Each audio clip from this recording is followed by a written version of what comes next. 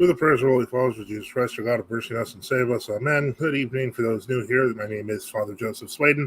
I've worked in Orthodox apologetics since 1998, and I'm the founder of NFTU, True Orthodox and Ecumenical News, since 2004. We've been in the apologetic space on Facebook since 2018 and on YouTube since 2018. Good evening, everyone. Tonight we do our live Q&A. Christ is risen, Father. He is ascended. Well, we're past, truly is risen, but anyway, today, back to the Street Fighter theme. For today, I don't know. In any case, as always, we do a live Q&A. Normally, we do it every Sunday.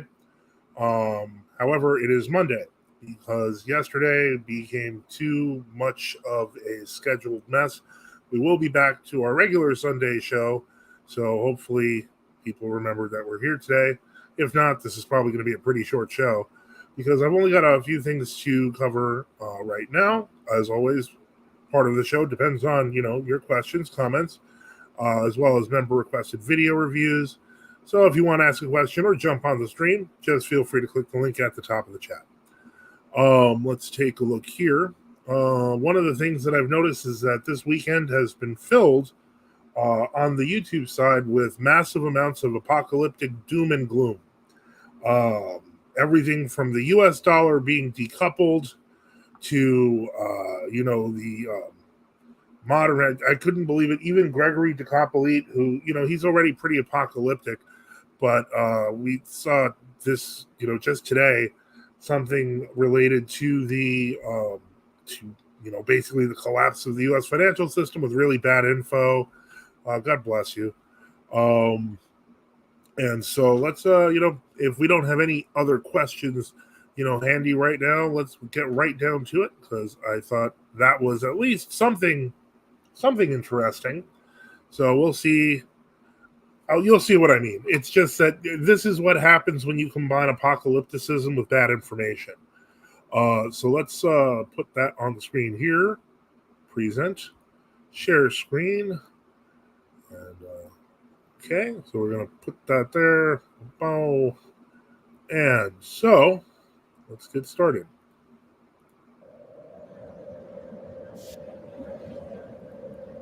I'm going to put it at 1.5 since this is apparently, written by Raju of the, I think it's the Orthodox Australia Missionary Society.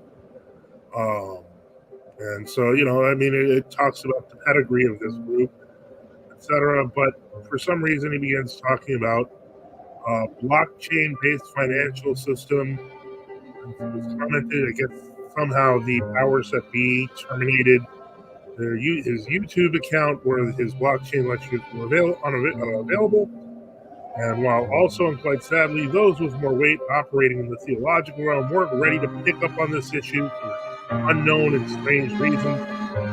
Opponents counsel on this pressing subject with amateurs or insufficiently documented individuals who possess only general ideas concerning the details of the implementation of this whole agenda. Many of such individuals, alas, were also misguided by the widespread belief that there still exists some Christian authority today which is working towards shielding the people from such an agenda. Oh, if only this were the case. Without getting into such details here, okay, he basically goes on his own personal crypto financial journey. And of course, he talks about the pseudo-synod of Crete, how bad it is, so on and so forth. Okay, and good evening. And as you can see, it's looking bad, everyone. We're starting off with Gregory. Okay, let me pause it. It's very loud and musical. We're starting off with the latest from Gregory Decapolite, who is talking about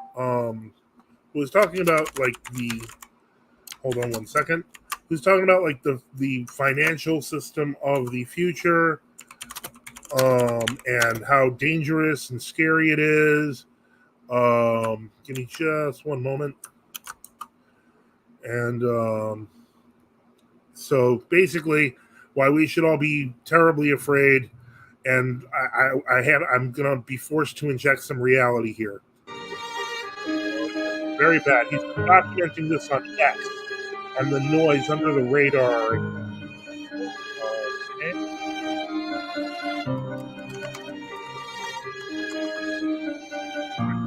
the Velo, a blockchain-based system that will completely replace SWIFT and the US dollar.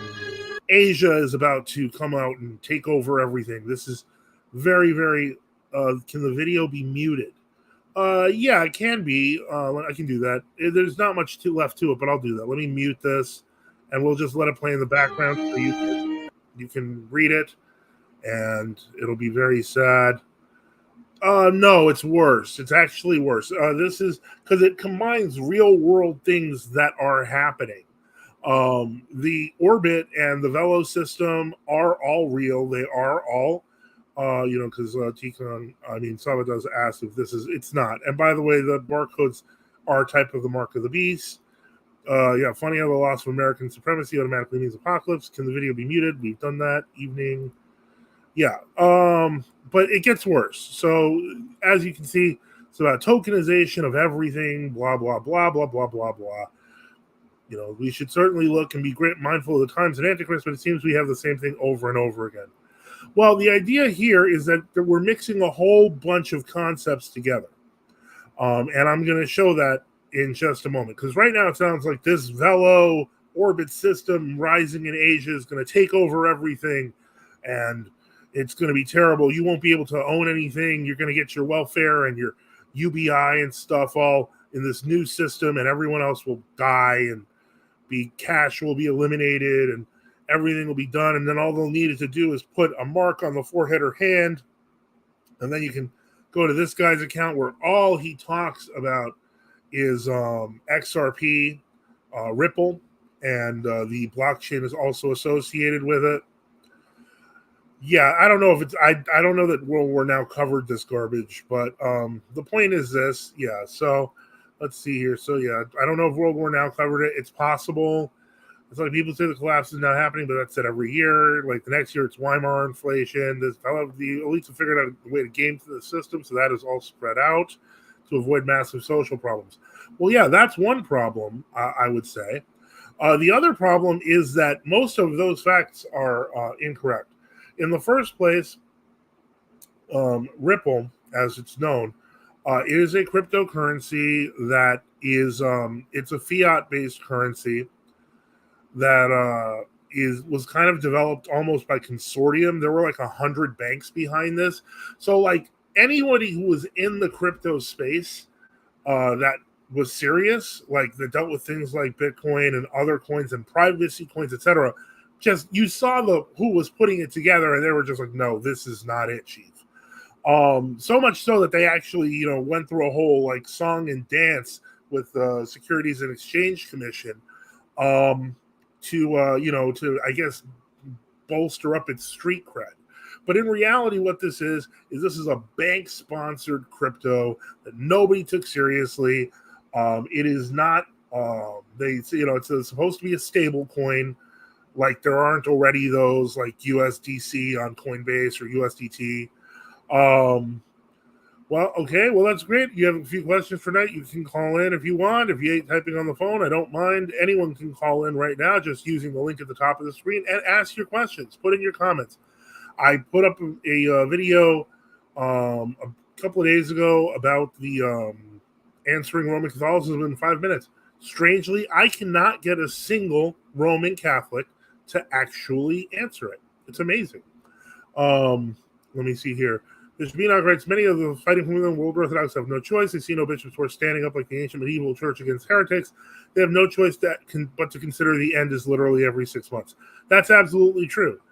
Since they reject that true orthodoxy is even possible in their bizarre kind of ecclesiological construction, it's like the old believers saying the end was very near, and so they had no bishops and they had no church synod structure. Absolutely.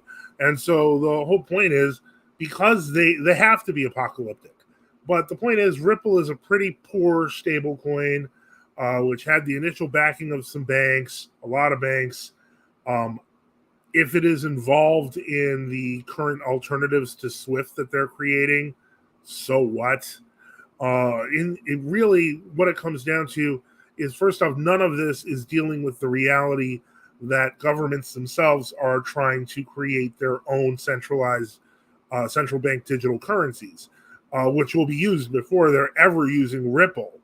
So this stuff is, it comes from poor understanding of the crypto markets. It comes from poor understanding of the fact that crypto started as a hedge against the banks. So nobody who actually cared about this when crypto started really could take Ripple seriously. And that's really what it comes down to is that, I'm apocalyptic, but being apocalyptic doesn't mean you get taken in by every scam. Absolutely. And frankly, that's how I've always felt about Ripple. I'm not like sitting here like, is Ripple the mark of the beast? Ripple isn't even a decent crypto. So, like, why would I care? It just makes no sense. Okay, Master Bless. God bless. Okay. Oh, the volume is so low on everything. I can barely hear you. Hold on. Maybe I can. Can you hear me now? Yeah, a little better, yes. Okay. I'll speak up louder. Sorry. Okay, no problem. Okay, it's just a cop-out. Instead of admitting they're wrong, they don't have to fix their problems if the world is ending. Yeah, that's ultimately the problem of every apocalyptic group is, the only way they lose is if the world doesn't end. So they have to keep rooting for it. But we're seeing this across the board. Do you remember anybody who used to listen to talk radio, like Alex Jones? And it was like every year the world government was going to show up. And I believe eventually a world government will show up under the Antichrist. But it was every year there was going to be some big World War III and nuclear war and everything, and it's been the same thing for 20 years. And they said the same thing about the financial collapse. And we've not yet had a financial collapse like Weimar Germany. And I think there was this one guy who made a good point saying that, like, the elite who control, like, the central banks and the governments have sort of engineered everything so that when you do have, like, a collapse, it doesn't look like it would in the 20s, because they have Social Security and, like, and electronic food lines. Like, if you had no Social Security, and you had no food stamps, what would happen? So. Yeah, and one thing to keep in mind is that the last major financial collapse of 2008 pretty much prompted the creation of cryptocurrency. So the idea, and it was as a response to it because of distrust of the banking system.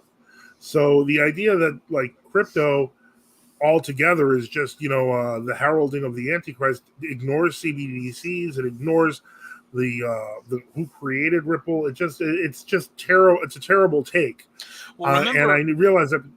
Remember, you used to have, like, you look at the history of, let's say, the United States or Britain or France or whatever. There were numerous depressions and things in the 19th and early 20th century. Like, every 20 years, it seemed it happened. All right, there was some sort of massive event that transpired. But no one. I mean, that would make. I mean, people like lost fortunes that wiped everything out. But I think at that time everyone had sort of backup systems to live in. In the 19th century. Anyway, I'm sorry. Go ahead. Yeah. Just give me a second because I want to address this because, first off, they keep mentioning it so much. When it happens, no one will take it seriously. Boy cried wolf situation. Chris Dabrowski says crypto seems to be culturally overall like a way to push for social acceptance of tech infrastructure, heavy type of economic infrastructure. Crypto being a hedge against banks makes no sense. Well, no, I can understand how you could feel that way if we were just talking about it intuitively. But I was actually referring to the founding of Bitcoin, which was literally, I'll just have to pull this up. Give me just a moment. Let's see here.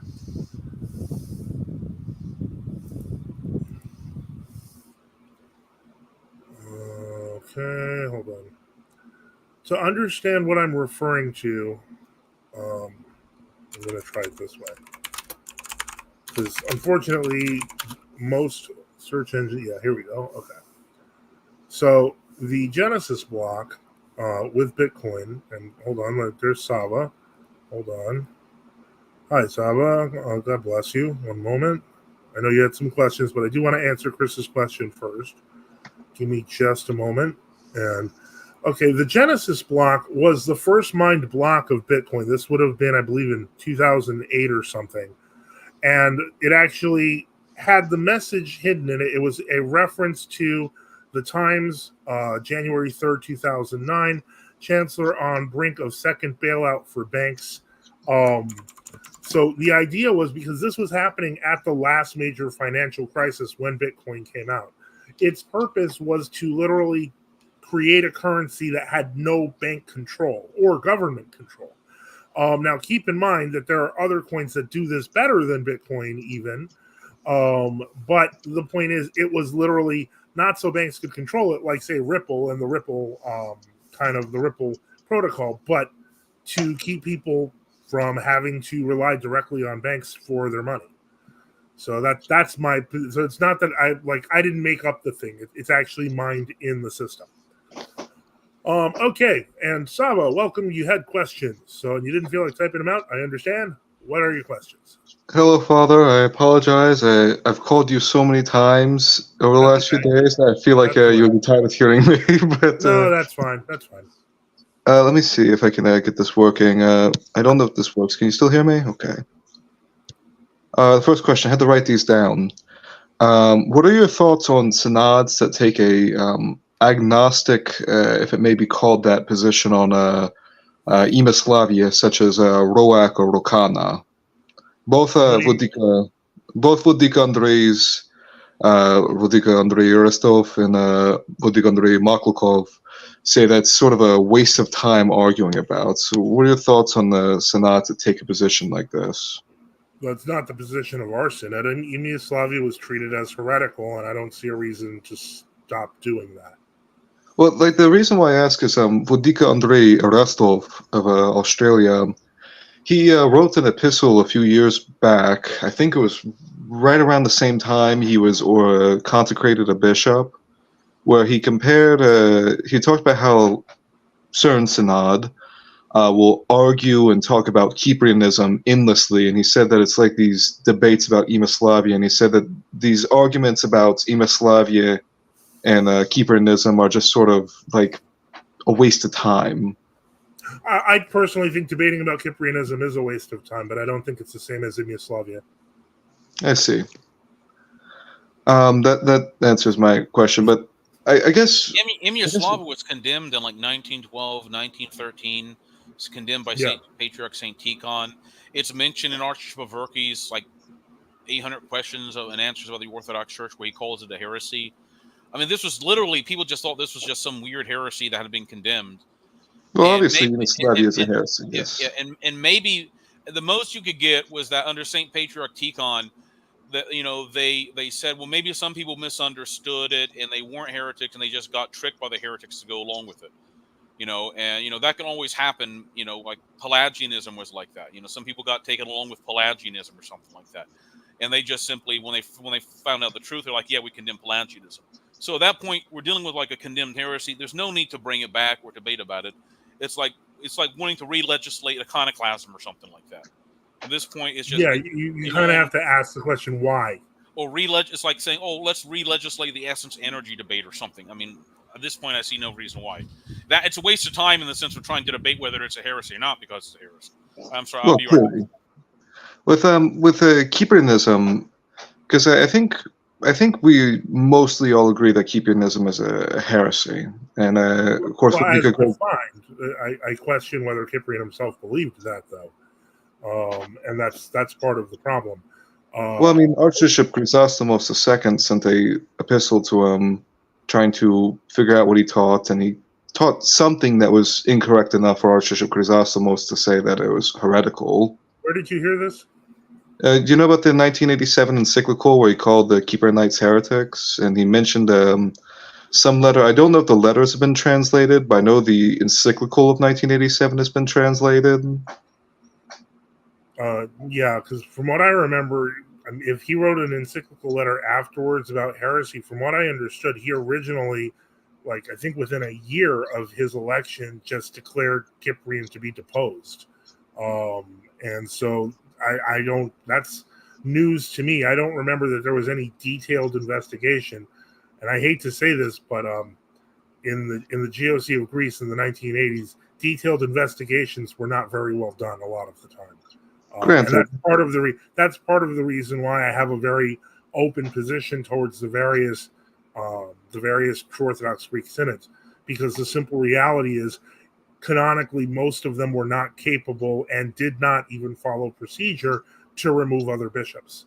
And because of that, there's just a whole bunch of bishops running around in uncanonical structures. And the question is whether we try to fix it or whether we try to keep it as the status quo. I see. But with not to keep beating the dead horse, but with Keepernism, I realize it's not as well defined, and I mean, there's been bodies that have condemned it. Of course, my synod, the ROAC, has condemned it.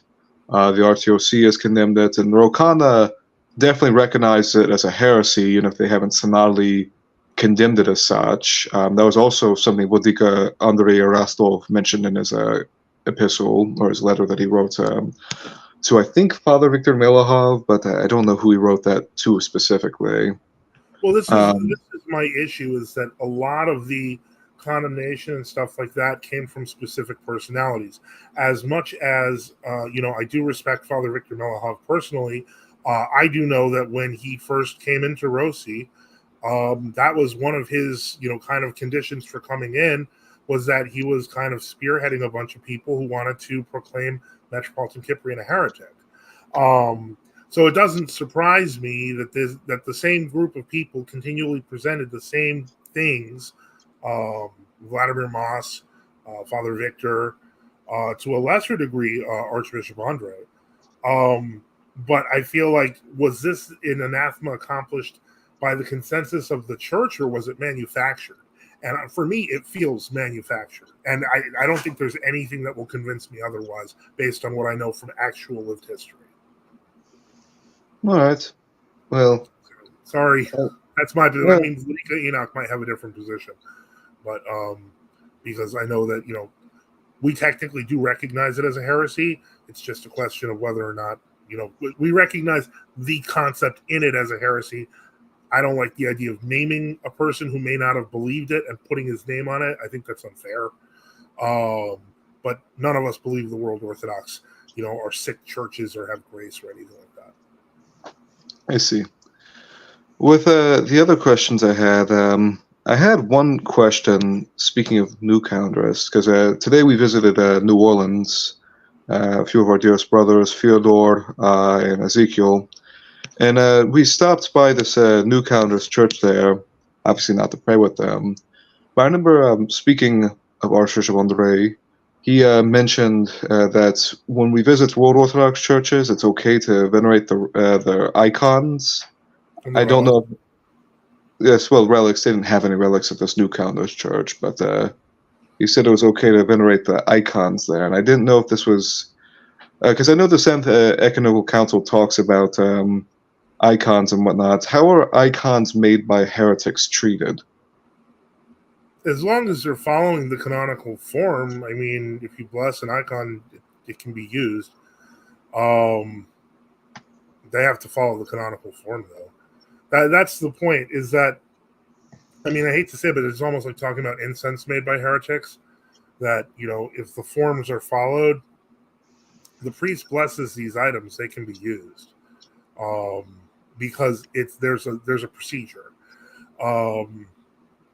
If the procedure is not followed and there's some level of creativity, etc., then obviously that would have to be treated differently. But if it just looks like a regular plain old icon, usually, remember, icons are usually 90% of the time, copies of other icons. So as long as the procedure of copying is done correctly, it can just be blessed. I see. Now, I know one thing, what just happened? Am I still on? Yeah. Okay, sorry. My phone is acting tricky. As I know, one of the canons of the Seventh Council said something along the lines of icons are inherently blessed in of itself when they write the name on it. Mm-hmm. Maybe I can point it. Maybe I can pull it up, but right. I've heard the argument. The question of whether icons need a blessing or not. Icons, by their nature, are inherently holy, but we bless inherently holy things regardless. We sense all the icons in a church, even though everyone pictured on them is a saint. So they don't technically need our incense.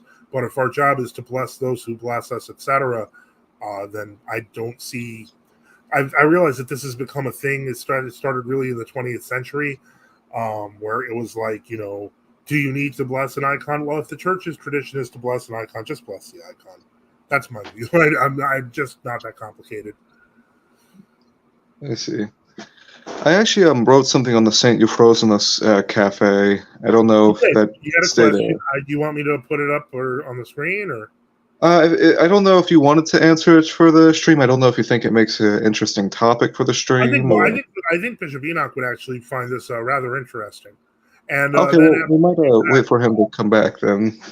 Okay, okay. I thought he was back, but his microphone is still muted. But okay, well, we'll give him a minute. Now, while we're waiting, I'm gonna try to see if I can move through some of the comments. And yes. Hold on one moment. Let me just write in the private chat.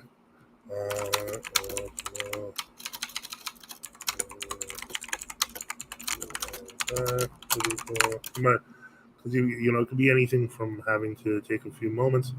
Okay, so let's get through some of these comments that have come up. Crypto hard depends on heavily computerized infrastructure function. How can that get around the elites who control that infrastructure? Indie cred sticks and free home computers is post-apocalyptic sci-fi. I will grant that the problem of technology hoarding is real.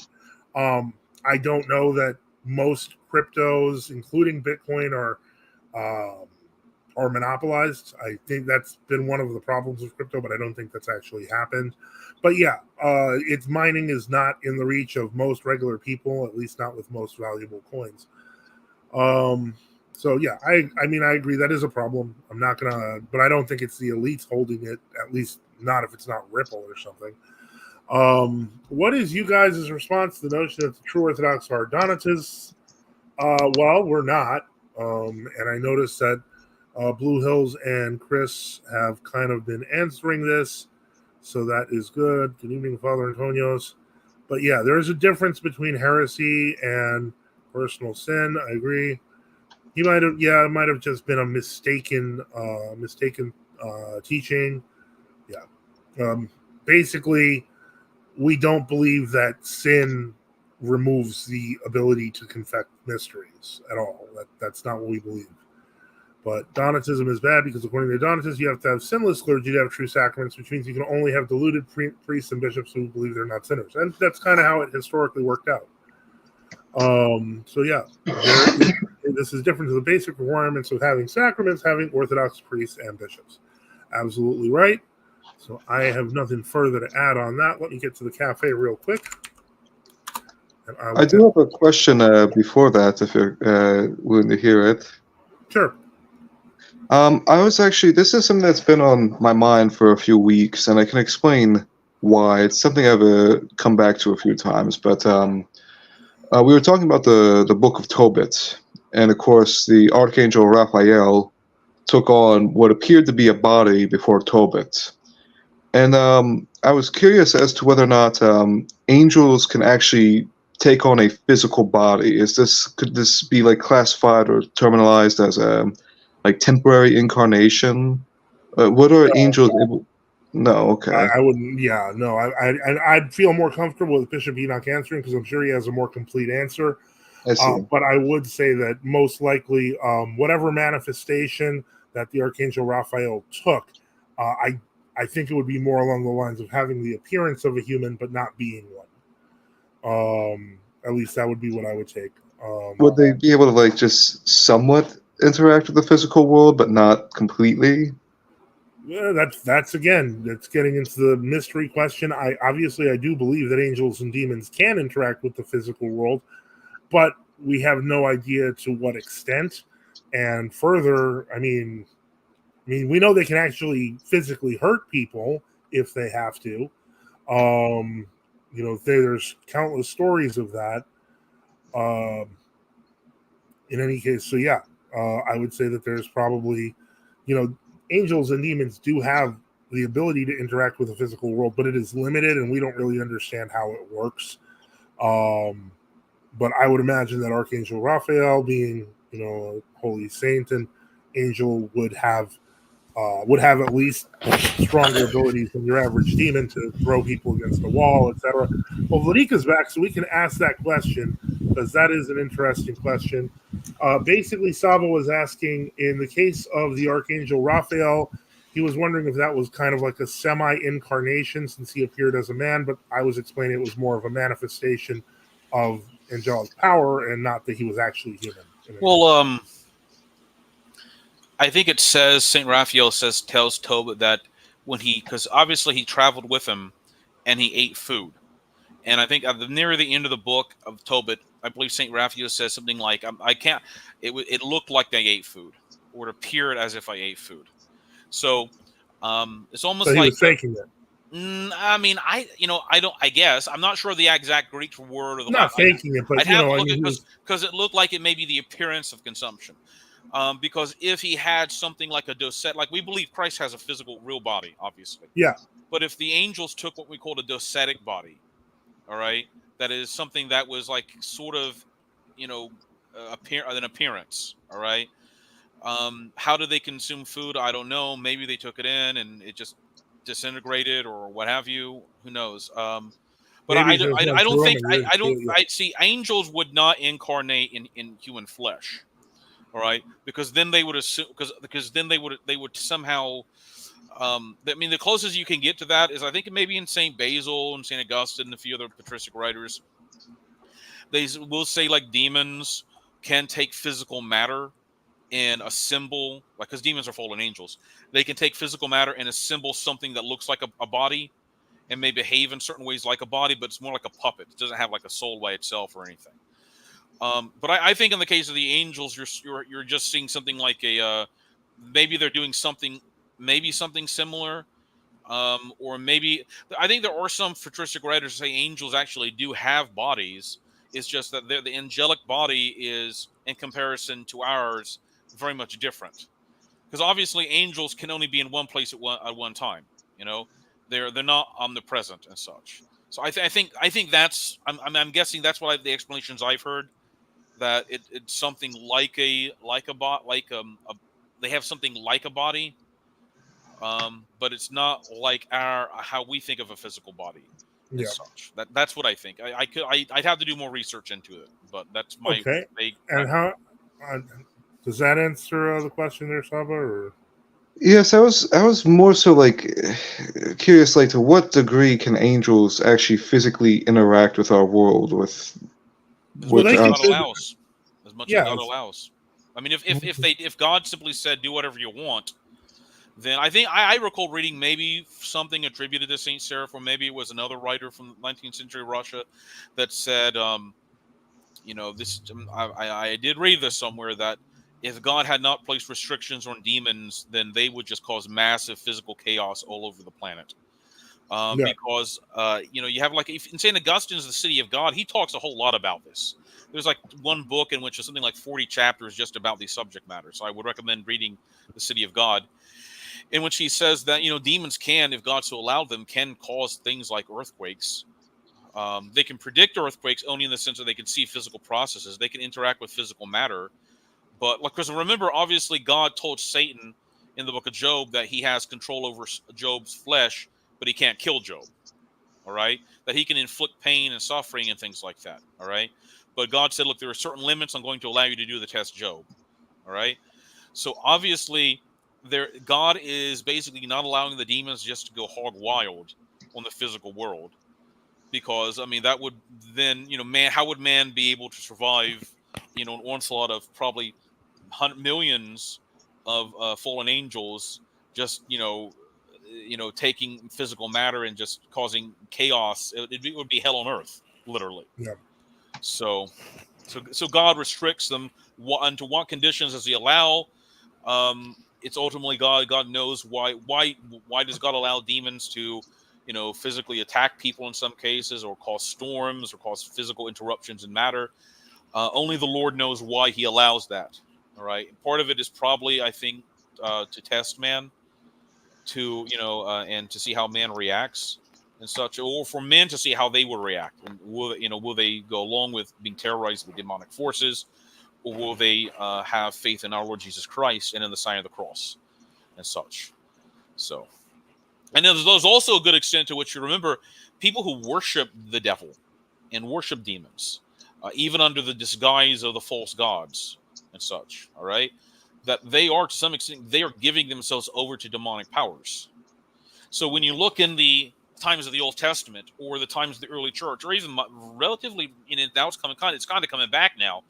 But before the church had driven out the scourge of idolatry, demon worship that was prevalent throughout the classical world, there were accounts all the time of things like statues talking, the idols talking, of even them moving to some extent, of of things that they took to be apparitions from the gods and plagues, and it was just, I mean, there was to some extent sort of a terrifying situation that existed in many of these places, and even in Africa today. I mean, not in Africa, but parts of Africa, like the voodoo, like where voodoo is present, or that old religion. And you see something similar, and I have heard personal accounts from people who kind of were raised and has families were in like Wicca, and these are like white people in America, all right, who were into like occult worship and stuff, and they later left it. There were terrifying encounters they had, doors slamming, people being pushed over, but there was nobody there. I mean, and that's probably because the family is like making pacts with the devil, and giving themselves physically, and saying, "Look, and telling the demons that they can do whatever they want to them, and such." So there's one sense in which how much does God allow, and the other sense is how much do people, by giving over to demonic forces, allow themselves? Because remember, the demons also are intelligent. They have to demons understand that they can't that, especially in the world where there is orthodoxy, and even if it's not orthodoxy, if there's some sort of something like some simulacrum like it that understands things like the incarnation, like maybe some forms of Roman Catholicism, Protestantism, the demons simply just can't appear to them and say, "Oh, I'm a demon and I'm against Christ and the Trinity," because if the demons do that, oftentimes they may convince that person, be like, "Well, if the demon's against it, maybe this is real." All right. It's sort of like, why don't demons appear to Richard Dawkins, or when I think he and that James what's his name, that homosexual, the wizard, former clown wizard, who was a homosexual, and and anyway, Randy, whatever his name was. Oh, James Randi. Yeah, he would often say, "Well, I've asked these spirits to appear, and they don't appear." I mean, I don't know if maybe they did to him, and he was terrified. I don't know. He was really degenerate. But maybe maybe the demon's like, "No, we're not going to appear to this guy. Why would we? Because that might, convince him of the existence of something, of God." All right. So there are a number of factors you have to take into account in this. So anyway, that's the only answer I can give. I'm sorry if I can't. I'm gonna skip the angels and degenerates conversation. I'm on the Orthodox faith by St. John of Damascus. It's awesome so far. It's helped me through work as a dishwasher, trying to move up from dish pit. I remember in my days of atheism being more like heck no towards the occult. Randy, yeah, that's pretty much weird on James Randi, most likely. I do have the personal anecdotal experiences of other people where people were being set on the right path. They had demons moving artifacts for affecting their bodies, singles, pain, paralysis, etc. Yeah, they can physically attack. So that part is pretty much. There's a reason when somebody's made a catechumen, we do exorcisms over them. Right. All right. Because they're technically under the control of the demons. Yeah, they're in the kingdom of darkness. Even if they don't realize it, they're under that power. Yeah, and that's what they're released from at baptism. Okay, well, feel free to call in using the link at the top of the chat, comment or ask questions in the chat. This was a question I think Sav asked, today in the cafe, and I wanted to get your take on it, Vladika. Basically, it was about reviving culty of saints cultists, because it was he was thinking about Saint Anna of Cashin, but then he got to the question about like Western saints that were re-added by Saint Nicodemus the Hagurite and Saint John Maximovich. And he's wondering, I guess like he said here, I guess you could read it, Zava, that last paragraph. I don't have my glasses. I can't see it. I'm not going to read Sava while having Sava on. So the point is, well, I can see. So in the case of Saint Anna, I can try to pull it up. I think Saint Anna was. I actually recall that there was always sort of like an active cultus of veneration even outside the old believers to Saint Anna, to be honest. Oh, just a note on that note, Atomic Lead would like to request prayers for his imminent baptism. May God bless you and may it be blessed. And God willing, you'll be part of the family of the church soon. Okay, sorry. In the case of Saint Nicodemus, I mean, I think, for example, he added to the Greek calendar Saint Augustine, Saint Ambrose, and Saint Jerome, because they were not on the Byzantine calendar, and after the Great Schism, obviously the calendars are going to be restricted to the Byzantine Eastern calendars. But that doesn't mean like Saint Gregory Palamas was like Saint Ambrose is a fraud or something like that or whatever.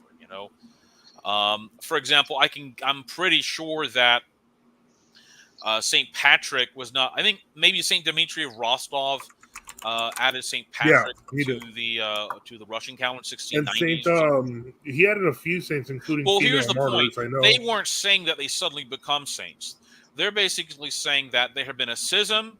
We lost contact with a lot of the information because like half the church got dragged into heresy and schism. Okay.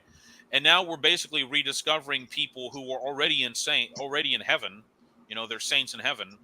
And we're saying, well, we would like to venerate these people on earth and take blessings from that since they're saints. I know I have heard arguments saying that, well, you shouldn't add St. Patrick to the Russian church calendar because he's not a Russian saint, because like a lot of Russian Orthodox, some of them would write and say that, well, we don't necessarily add every single Greek saint to our calendar.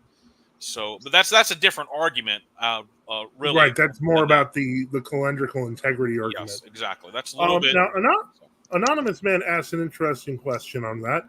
Who was the last sainted Roman Pope before the Hildebrand nightmare? I'd have to look that up. Who was that? Oh, probably. See, I'm very cautious about this because oftentimes you will read like how do you figure out who was like I've I don't know, to be honest. I'm not even sure. Like it's like asking me who was the last sainted patriarch of Antioch before the 1200s, and I am not exactly certain when that was. Well, I'm already down in 1004. I mean, before Hildebrand, they didn't dare name any of these because the 10th century and 11th century popes were pretty bad. Yeah, morally. I mean they had. I'd say they had valid sacraments, but they were most of them, with some exceptions, were morally bad people. Yeah. And some of them were really illegitimate. They weren't even canonically elected, and so oftentimes the church never recognized them as actually legitimate popes and such. I have heard people say that Leo III was a saint. Now, you know what? Saint Photius, in his work on the Holy Ghost, on the Mystagogy of the Holy Ghost, says that Pope Leo IV, who reposed like 855, was a holy man and a wonder worker, which in Greek would be like agio, who would be a saint. So he does call him a saint. I don't know if he had any kind of feast. He just basically Saint Photius like, no, this guy was a saint, and he worked miracles. Well, most likely that he had that reputation, that it wasn't like something that Saint Photius just made up. Yeah, exactly. So I mean, it's like I can talk about Saint Dunstan of Canterbury, Saint Oswald, lots of Western saints, but you got to remember, beginning in the 800s, the papacy basically degenerated, and it never got. And I mean, and it still it remained part of the so-called Church of Rome, papacy, the Church of Rome. Remained part of the church. That's true unto the Great Schism, and then it was divisions and such. It's very difficult to talk about it because there was divisions before that, but it was really not a prominent factor in the church. The last important thing the bishop someone claiming to be an indisputable bishop of Rome did was basically send legates to Constantinople and support the claim of St. Tarasius to be in support of the Orthodox position at the Seventh Ecumenical Council. That was literally the last major thing church-wide they did that was of any note, such. And I guess during the second wave of iconoclasm, many of them did support the Orthodox in the East, who had to break with the iconoclasts who took power. But now, I will say this: it does seem like Leo IV probably would be the last one, because Saint Photius mentions him, even though it's not clear that he was actually venerated in the Orthodox Church generally. But if you look at the list of popes going all the way to Hildebrand, none of them are recognized even by the Roman Catholics as saints. Yeah, nobody exactly. Leo IV seems to be the most likely answer. Yep. Okay. Okay, thank you. I have the thing up if you want me to read it. I got my glasses too. Oh, please go ahead. Okay. Okay, let me pull it up. We'll get back to the questions in a sec. Okay, sorry, I apologize to everyone. Besides St. Anna of Kashin, however, I'm unfamiliar of any formal ceremonies taking place to restore cultus. With Western saints, I know that it's obvious they're saints, but prior to the 18th century, were there any major attempts to add Western saints back onto the calendar? Did trying to restore or revive the veneration of saints occur much in church history besides the 18th century? Is there a canonical precedent set for how to do this, and how hard/easy is it to do on the ground level? So it's a few questions. Well, they're all kind of related to the question of is there a process and what was it? Yes.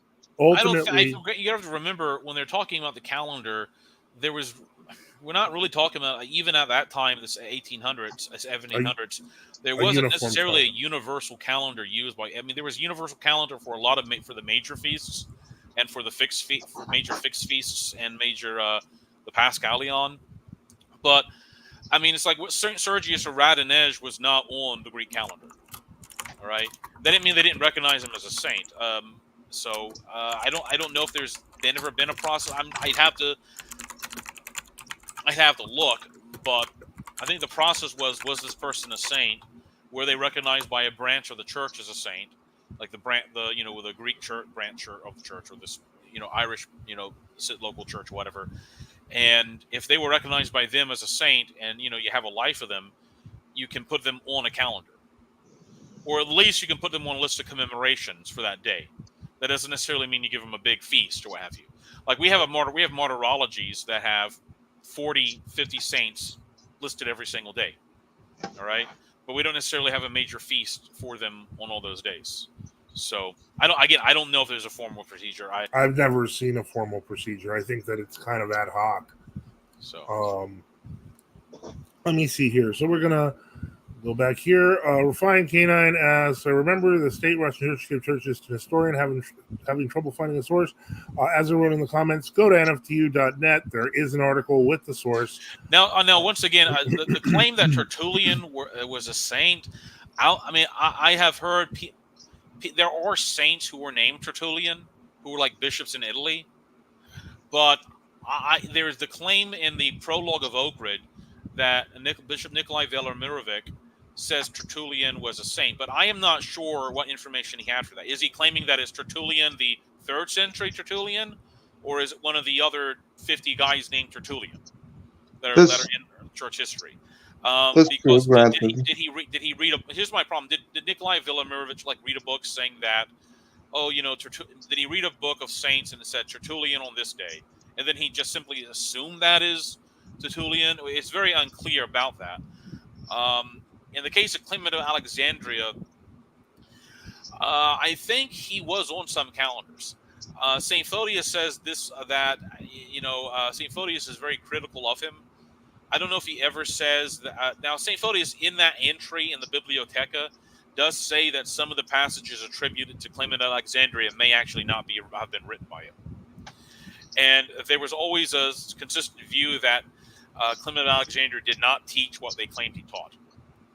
There were later interpolations by Origenists, and that sort of Origenists wanted to post facto read back Origen's heresies into various figures and such.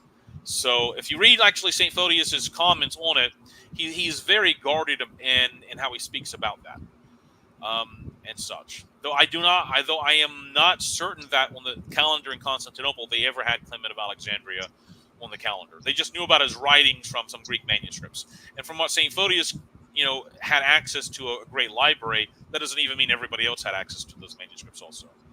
So, but okay, let me see here. I've been listening to the Hildebrand stuff by you guys. It's interesting.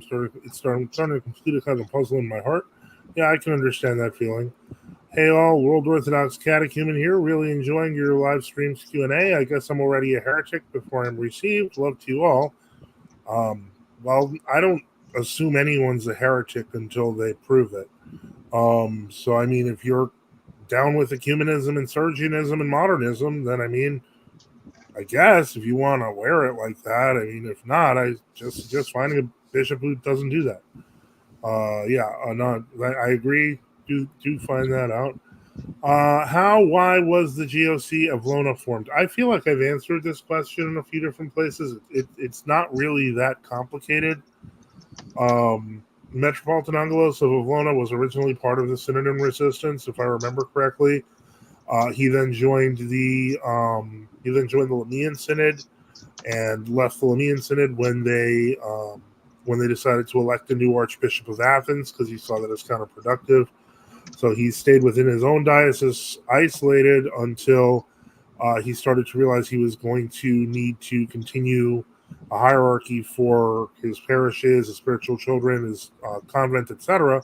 Asked for the help of Metropolitan Evlogius of Milan, and he received that assistance. And then from there, they made new bishops, and that's why it's called the Avlona Synod, because it is not based in Athens. It's not claiming the See of Athens, but I don't know how they're going to work that out. I mean, in theory, they could. I don't know that they would because, frankly, there's already a lot of them. And how productive is that? Let me see here. Father Stephen Ray Allen. Any thoughts? I know of Father Stephen Allen. I don't know of Father Stephen Ray Allen, if they're the same guy. I think that is his middle name. Yes. Okay. Well, I've never heard anyone use it. He does good podcasts, I guess. I mean, I don't know what else I'm supposed to say. He's a supporter of the show, which we appreciate. And Father Stephen is amazing. We visited. I've met him. He is a great priest. Very good man. Yeah, very I accessible. like him a lot. He's very easy to email too. Yes, I like him a lot. He's a very nice guy, and I've spoken to him over the years. He's a good priest. So if you live nearby and you're wondering about him and you want to just go to church, you'll be fine. Who is GOC of Lona in a formal communion with? I know they're in communion with the Metropolitan, but if I'm received by Avlona, where could I commune while visiting friends? Depends on where your friends live. The GOC of Lona is in communion with Metropolitan Seraphim of Moscow, which has churches in a number of Russia's major cities, including Moscow, St. Petersburg, and further out. There are, I think it's Bulgarians and Romanians who are in communion with them that are not part of the major synods. And they're, again, in the Bishop Enoch would probably know more than I would, but there's some in Georgia even. So in our communion, we actually do have quite a lot of national coverage. Not saying that others don't. Others would obviously, in many cases, have better national coverage, but we do. I hate talking about church like it's a cell phone company. Well, you'd have to give me where you're living, because if you're visiting Iceland, well, there's probably going to be no true Orthodox presence in Iceland. Right? If this is the Dimitri I'm thinking of, I think he lives in Texas. If he lives in Texas, Bishop Irenaeus is right there, and one of our churches is too. Yeah, right out of Liberty Hill, right outside of Austin. Yeah, so, and then we have our Father Antonius, who lives in I can't even quite remember. He lives right outside of Brownsville. Brownsville, yes, and they're a few hours away from Bishop Irenaeus, I believe. So even our synod has some coverage in the area. It's Bayview, and so let me see here, and then what's this? Thank you, Father Joseph, forgive me for bringing up that topic that had been buried. I don't know that it was buried. I think it was actually a common question. I hate to say this, on the Discord, and when I deleted the Discord, I guess that question disappeared. But I think there is an origin story of the GOCA on. Remember also that when Metropolitan Angelos, when he left the Synod in Resistance and he was reordained or reconsecrated in the Lamian Synod as a bishop, for some reason, I hate to give names and personalities, but there's no way to talk about it. There was like Metropolitan Christopher of Mesogia, who just basically hated him. In fact, hated a lot of people. He hated everyone at one point. Yeah, he basically at one point I think he drove the whole synod into destruction, and then he kind of left. And so basically he said he wouldn't. I think there were various instances scandals he caused, And so like a lot of Lemnian bishops just like this is not a synod anymore. I think that was how their view was. And at that point, I mean, our point from our metropolia at the time was that we didn't regard any single Greek jurisdiction, true Orthodox jurisdiction, to be the legitimate, the sole exclusive legitimate Church of Greece. Because like the last Archbishop of Athens we recognized was Archbishop Maximus, and he died like in 2002. All right. So when Metropolitan Angelos appealed to us, we were like, well, yeah, we'll take you in under protection, and if things go right, we will help you make a synod, an ecclesiastical synod, a province, because we had no obligation to recognize any of these other people, right? And that's what we explained to them, that it was good that they contacted us because that was just as why wouldn't they? So anyway. But it worked out. It worked out well in the end. Sure. Yes, I think so. I think so. I definitely. I'm going to check the cafe to see if there is an origin that we can refer to for a history. But if not, we can always put one together. Yeah. I mean, I stayed at the monastery there. It's nice. I mean, just from a perspective of things are being done right, I think so. Yeah, it is. Okay, we know that. Yeah. Yeah, Metropolitan Police has one that. Yeah, he does. Okay. Now, someone years ago when he left. And we were, for this 17-month period, not in formal relations with Avlona over the Imyaslavie issues that were going on. So there were people there were people who were trying to put us in contact with Metropolitan Christopher, saying you should really join him, and like his deacon contacted us, and we were like, well, we got to have discussions first, and it's a good thing we never did anything because he caused some problems somewhere else. So. I'm always skeptical when people say, "Why don't you talk to this guy who caused all kinds of problems somewhere else?" And well, generally the rule is when people say, "Why don't you talk to this guy?" We actually have probably at one point talked to that guy. Yeah. So. Oh, Vladika, I do have a question for you. Okay. I brought it up to Father Joseph the other day, I think last week, but I don't know if he ever brought it up to you. And I thought there was an interesting topic, and that is of pre-schism Western martyrologies. Yeah, okay. I talked to you about that. We were talking about putting that on the other channel. Well, yes, I'd love to see a show on that. If you go on Google Books, I can tell you right here, you can find, and you go to the full view, not preview. You type in Old English martyrology. There will be a translation from English, the Old English, and then there's the modern English translation, Old English being Anglo-Saxon, of the Old English martyrology from about 800 AD. There is also the Martyrology of Ricemarch, which is from right before the schism. He was a Welsh bishop. There's also the Martyrology of St. Angus of Tallaght, which was written in Old Irish, and it's from like 800. St. Angus died around 820. And that has an Old Irish and an English translation on Google Books. You can find Internet archive as well. And there also there's what's called the Martyrology of St. Jerome and the Martyrology of St. Bede. I don't know if they have current English translations. There's also the Old English, what's called Menologian, which should not be confused with the Eastern version of a Menologian. It means basically a kind of a rhymed calendar of saints. If you're talking about a martyrology in the sense of you have like a book and it lists like 20, 30 saints for that day, there are, I think, several hundred manuscripts of those that exist prior to year 1000. I'd have to do more research on it, other than the Martyrology of St. Bede and St. Jerome that comes to mind. But I do recall seeing a number of them in my manuscript research and such. Like our church used to publish a martyrology that combined a lot of these up into the year 2001 or 2002. We still sort of reuse it because for the fixed days, we can't use it because we'd have to republish it every year because, obviously the Paschalian does change certain feasts, right? But we don't publish that anymore. We just sort of, but we do have a version of that. So, but if you're interested, I'd recommend looking at those 4 sources as a basis. And if you're interested, you can expand out from there and such. So, I mean, there are literally probably 10,000 or 20,000 liturgical manuscripts at various times that in the West that exist of the Roman Rite before the year 1000 AD. So there'd be a whole lot. I mean, of various manuscript books and so. Okay. Okay. Let me see here. Kesog says hello.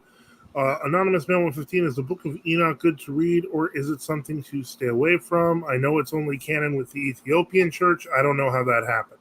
The Ethiopian Church is not part of the Orthodox Church. I'd say this, unless you're willing to read a lot of false teachings that got put into that book, and a lot of kind of crazy speculation and weird stuff. But so I would say probably stay away from it. Stay away from it. I have read sections of it years ago. Our Father Brendan was wanted me to read it because he could read glasses, and we read through the first 15 chapters, and Father Brendan and I were like, this is nonsensical. It's obviously written by some weird. There are some church fathers who believe that the Book of Enoch there was some kernel of truth where there was an original Book of Enoch that was not the current one. Yeah, whether the current text was definitely either not that or have been so badly corrupted it was simply unusable. What have you? So, I know St. John Cassian said the book was heretical and you should stay away from it. Yeah, so then I agree with St. John Cassian. I mean, can Orthodox you can read heretical books for the purpose of seeing how heretical they are and writing against them, but is it really worth it with some of these ancient books that have been condemned by the church?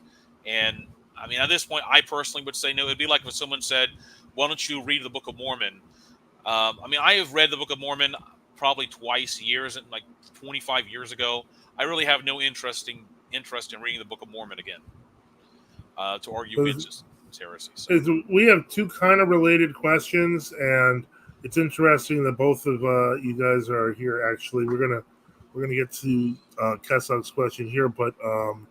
Atomic Lead asks, I believe this has been discussed before, but what is the position of your communion on the orthodoxy and ecclesiastical standing of the communion, including the GOCK? Well, they're a separate communion, so I mean, there's no formal position about whether they're orthodox or not. I could not excommunicate a layperson for saying that they don't believe the GOCK is canonical or not. I simply could not. Well, yeah, but I'd at least I'd walk the line of saying they're not orthodox with trepidation. Oh, I understand that, but I'm just saying that there is no relationship. There's no formal position other than we consider ourselves a church, and we have never made a formal statement as far as. Maybe in the sense that we were in communion with Archbishop Exentius and then with Archbishop Maximus, and they did not have a positive view. But I don't know if the Synod ever formally adopted that position as mandatory. As far as I can tell, they never did. Yeah. As such. Well, related to that, somebody asked, so I could not commune at a ROAC or GOCK parish if I'm received in Avlona. It is important to note that ROAC is yet another separate communion. So, and one of the people here is in ROAC. So I'm not sure I could tell you that obviously you could not go to a GOC parish if you're part of the. You might try to go there, but I can tell you they're probably not going to give you communion. The GOCK people won't commune us in ROAC anymore, even though we commune their people. As for the Dimitri, that would have to be a question you'd have to ask Father Mark or Vodika. I don't think. Unless they say no, I don't know what could. You'd have to ask them. You'd have to ask your bishop, and you'd have to ask our bishop. To my knowledge, historically, there's never been negatives. Any real negatives in the relationships between ROAC and Milan. So I assume that would be inherited on our part. If you go, you got to remember, if you go to a Clinico Synod, I can tell you they will not give you communion. I don't. I know that. I know. But I'm simply saying that they're more than likely try to convince you to get rebaptized. That's another big problem. That's a very big problem. Is that what we're dealing with? Is there are many good GOCK clergy who would not do this. There are some in their communion who would rebaptize people, including bishops telling them to do that. Yes. Yeah. And this is why that's a them problem. This is why I don't feel I feel no obligation to somebody in a communion like that that's hostile in some cases. The problem, So the only reason that the only reason I find I would say that it's important to kind of show charity in that situation is because if you don't, and if you're lax on it, they may just assume that your position is exactly the same as theirs, therefore justifying continuing problems like rebaptism. I mean, I see. I mean, our position, as long as you were baptized by triple immersion in the Orthodox form, we receive people by chrismation, confession, and chrismation. That's also why, obviously there are very few people who other true Orthodox meet that criteria, and increasingly little of, if any, World Orthodox at this point are meeting that criteria. Certainly no Monophysites, which I can tell you the Monophysites and historians at this point, they're not even using a proper form. You said even though their books say triple immersion, they don't do it. It's very rare at this point, unless you're talking about from the 1950s or something, or 60s. Okay. Something, are you asking if I'm familiar with GSEK, his contact with Father Irenaeus, and figure out a way to get to his church? Have a question for Vladika Enoch. Do you think, or have you seen any evidence of the St. Benedict cross medal being something that was used pre-Great Schism, or is it a Latin creation post-Schism? I've had a little research into that, a little bit, because at one point, like the wiki article is not. I recall there's a wiki article on it, and it's not really that useful because I did some independent research, and they were claiming. Yeah, God bless. And they were, Lord bless, and they were saying, like in one of the wiki articles, that it was created in the 1600s to fight against witchcraft. But I recall reading like there's evidence of it from the 13th and even maybe the 10th century. So I mean, the Latin phrase is like, "May the dragon be expelled." I can't quite remember it and such. So I think it may tentatively. I think the Latin expressions used in it do go back to pre-schism exorcism prayers invoking Saint Benedict. Okay. I can't tell you if the medal itself, like the idea of writing on a medal. I feel like the medal itself actually is 13th century. So it may be exactly. I don't use it, but I can't give you any other information at this point. So I'll just say from my research, I have no evidence that it is pre-schism. So okay. Okay, I don't have a license, making an effort to get it. Okay, he said thanks. He said good night. Last thing, I was received into Go Arch by pouring only. My guess is not pouring over your whole body, so yeah, you'd probably have to be. And I've encountered that from a number of people who, joined the Greek Archdiocese or the Antiochians or whatever, and I mean it's that's all the Serbian Patriarchate does, seemingly for the past 70 years, except unless you dealt with the Free Serbs in the 1980s or something like that. I think part of the problem is that one of the things that encouraged that practice of pouring, unfortunately, was the lack of full-size baptistries, because it seems like they made baptistries for infants and then didn't consider baptizing adults. Okay, well, you can. It's not. I'm not saying it's an excuse. It's not really that expensive to buy an inflatable. No, and or a horse trough. Unless you're trying to, you're not willing to spend the money as a parish, and you have the capacity, which is a problem, So. Yeah, well, there's still bodies of water. Yeah, you can go to a river or lake. I mean, the church does allow that and such. Yeah, well, yeah, it blesses that. Yes. Now, Roko Remnant says, could I get communion from Bishop Enoch or Father Joseph? I don't think Avlona or Rokana have had any bad blood. I know I personally am positively disposed towards Rokana. I know that there have been a couple of their clergy who were not quite as respectful to me. I would probably ask Bishop Enoch, or I'd ask Vladika John actually, about whether or not I could commune them. Huh? You'd have to ask Vladika Andronik too. Well, I'm not the one making him come up to me for communion, so I don't have to ask his bishop's permission to receive. Well, obviously, you have to understand. If you go to even if we were to say, yeah, you can come to communion for us, and you go to communion, then Bishop Andronik's like, I'm upset you did this. Are you willing to go to take that? Are you willing to get punished? So you have to understand that. Yeah. To be honest. You have to, and that's what my point is, that there's two sides to this sort of thing. And we might be willing to help, but you also have to realize they might get upset. They might not want our help. Yeah. So, but I mean, as for lay people, I mean, I don't know. I have no problem with it. As long as you're, because if you do that, you may end up getting excommunicated by them. Then at that point, we're glad to take you in. You've been received by communion already. Because you know what's going to because I'd say, look, you know what's going to happen. You got a good idea. If you want to be part of us, okay, go to confession like any other person. Come to communion. Okay. So. I've seen a bunch of World Orthodox baptisms not being done with full immersions. Yeah, like Patriarch Kirill when he baptized that baby by sprinkling. Yeah. And then let me see here. I mean, but to be fair, I mean, Archbishop Lazar did do things in the 90s. I mean, obviously, Lazar of Tambov, so, whatever. But. Yeah. Now, someone asked, I was baptized by one immersion in the name of the Father, Son, and Holy Spirit in a Protestant church before discovering Orthodoxy. Would I be rebaptized? I think this is kind of a multifaceted question because there's one about general practice, which is yes, you would, because it's not 3 immersions. The question of whether or not that has historically always been the case, I'm going to talk about the Spanish rebaptism controversy. I would say in general, yeah, you would be rebaptized, or actually properly baptized, because it's generally not considered a single immersion baptism is generally not considered a proper baptism anymore. The only reason this became a little bit of a complicated, it's not a complicated question, but a little bit of nuance, I guess, for people, is when the Second Ecumenical Council says eunomians have to be received by baptism because they're baptized by single immersion. I mean, if you read St. Epiphanius of Salamis, he also says the eunomians didn't baptize in the name of the Trinity. They baptize in like the uncreated God and the created power.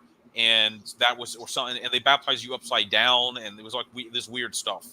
So, and I should also note that there is a purported letter from St. Gregory the Great to St. Leander, where St. Gregory says that you can do single immersion baptism in the name of the Trinity, which would make it not eunomium. However, the problem with that is Alcuin of York in the 700s says that Elipandus, the adoptionist of Toledo, fabricated that letter, and there seems to be some evidence that something was done to that letter, and that single immersion was something invented by adoptionist heretics in Spain, that it was condemned in the 780s and 90s, and once Elipandus and his people were removed, it was not continued. So, like even in the surviving Mozarabic books, there is no indication about triple immersion. Single immersion. Yeah. Okay, so in True Fest in Wacken, as quick question, I think from Craig Trulia, St. Peter ordained, consecrated the other apostles, thus the entire episcopate is founded on Peter. What are your thoughts? Did Craig actually say St. Peter ordained all the other apostles? I think he was saying that if I remember correctly, I think he was saying that was a belief. I've actually heard this from Roman Catholics more recently. I can say no church fathers ever taught anything like that. Okay. You can have you need to bring it out. Right. If the entire episcopate our Lord ordained the apostles through his ministry. He breathed on them and he said, receive the Holy Ghost. Whose sins you do forgive, they are forgiven. And whose sins you do not forgive, they are not forgiven. When we hear the episcopate is founded on Peter, that's about his confession. It's not because there is, for example, there are 2 variants of the work on the church by St. Cyprian of Carthage. One is a bit interpolated to make it more Petrine centered. But that's considered to be a much later interpolation of the text. But it doesn't say anything about St. Peter ordained the other apostles. Roker Remnant says, I know a few people who were baptized by pouring and sprinkling. Ultimately, while those practices have been in the past accepted by the church in extreme situations, so if they are received in by a true and valid canonical authority, they can be received that way. The problem is, and this problem is one that became very evident in the 70s and 80s, is that if there is a disagreement on the reception of heretics, it will manifest in sometimes sacraments being fixed, repeated, corrective baptism, they called it. Corrective baptisms. So that's really the controversy that you're seeing with Father Peter here today is something we dealt with many years ago. So most likely those people who were baptized by pouring and sprinkling, if they've been received by the true church, that nothing's going to happen to them. But you also have to remember that, like you said, that can create problems later on. Yeah, it can. So it's better to do those things. That's why I say. So. All right. Admittedly, triple immersion sounds more real and immersive. Well, it is the tradition. It is the That's what the oldest word tradition. baptism means. It means immerse. Yeah. In Greek. That's why, for example, in the Greek-speaking world, they could never get things like pouring or sprinkling done, because it'd be like saying, "I'm going to." Imagine if in English we said, instead of baptism, we just said, "Okay, we're going to immerse you," and then you said, "I'm going to immerse you by pouring," or "I'm going to immerse you by sprinkling." That would be nonsensical. Just like in the Greek-speaking world, that's how nonsensical it sounds.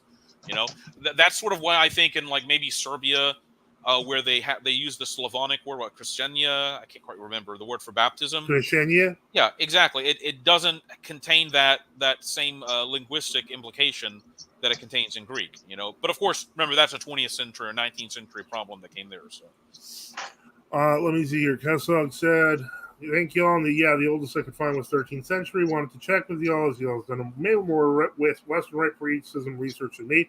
Not a problem.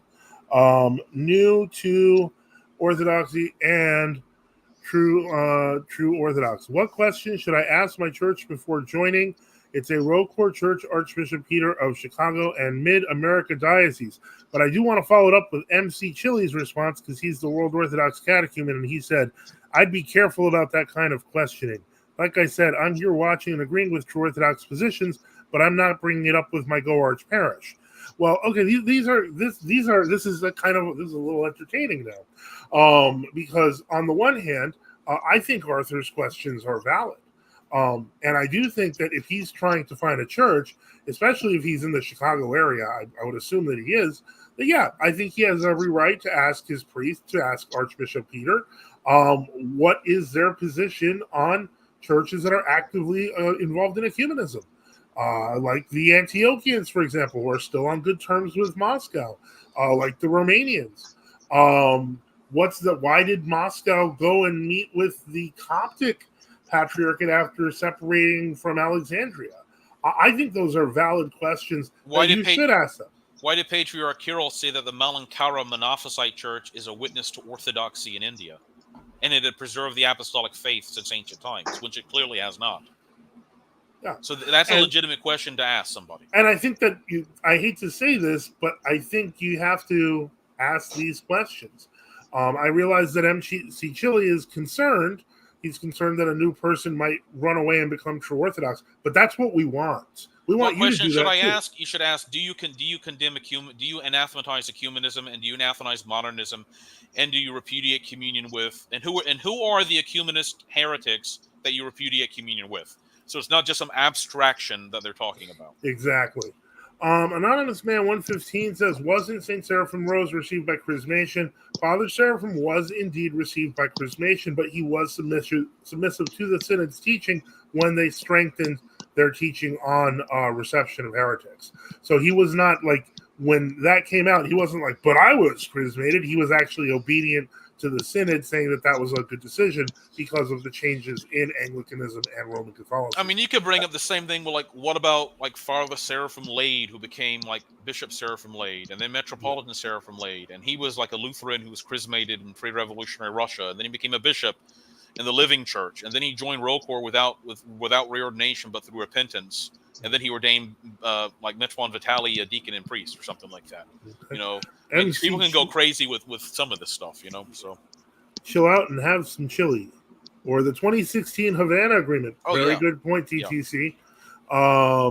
Okay, if I were okay with Francis-friendly orthodoxy, the nearest OCA church is half the travel time to the TO.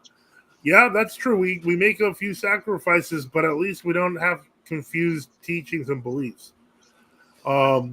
And then he said, no, I'm not concerned that someone will run away. I'm having concerns about my own parish and their apparent submission to the WCC. Yeah, I think it's definitely something to be worried about, but I certainly wouldn't tell other people to kind of sit back and be quiet if right now you're afraid to speak. It's okay to be afraid to speak. Here's the not problem. Okay to tell other people to if you are part of like the World Orthodox jurisdictions and you are scared and terrified of expressing anti-ecumenism to your priest, then that's not a place. And you want to be, when you say you want to be Orthodox, then you are in the wrong place. That's the only way to explain it. That's that if you are terrified about, you know, these people aren't trustworthy with their orthodoxy, and then leave. You know, that's where you need to be. Okay, now it was an internal note here, and I realized that yes, I thought we covered that, you should ask your bishop and you should ask the clergy of the other church if you are going to a church that's outside of your communion. That I didn't see that as, or because I don't think you would ask both bishops. You would just ask your bishop or your priest and the communing priest or bishop. But yeah, that should be that's kind of obvious, I think. The problem with attending World Orthodox churches is that the more you actually care about Orthodoxy, the less you'll feel at home there, and the more you'll be bullied for caring about Orthodoxy. That is 100%. You'll be told that the police will be called if you don't stop bringing this stuff up in the coffee hour. Like you're not welcome anymore. Exactly. Half the time compared to traveling to the true Orthodox. Yeah, well, God willing, it's you're in your area. Hopefully, we're going to see more growth. We're going to see growth, I think, in a lot of places. So don't worry. The majority of World War. I mean, by the way, if you look at the statistics, I've heard people claiming there were 6 million World Orthodox in North America, which is a lie. Yeah, I know that was Luigi made that claim yesterday on Twitter. Yeah, then they claim 3 million. Like, well, 3 to 6 million. Then you look at the actual Atlas numbers they published in 2013, and it's 1 million. But they get it to 1 million because they include the Monophysites, they include the true Orthodox in North America, and they include like the Macedonians and like.